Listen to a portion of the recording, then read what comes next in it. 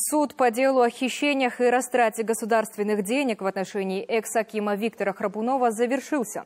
Последний процесс состоялся сегодня в Алматы, вновь без главных фигурантов. Остальные 9 подсудимых, бывшие чиновники и руководители подконтрольных Храпунову компаний, раскаялись и просили прекратить уголовное преследование. В их числе 71-летний Яков Заяц, экс-заместитель беглого акима. Я полностью признаю вину по тем эпизодам, которые озвучены в ходе заседания суда.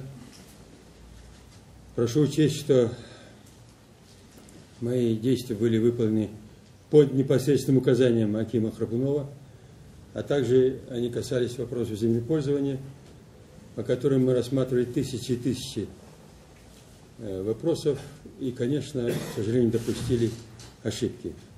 Я признаю и раскаиваюсь. Приговор обвиняемым огласят 8 октября. Экс-акиму грозит 20 лет тюрьмы. Лейле Храпуновой и ее зятю Аяру Ильясову 17 и 8 лет соответственно.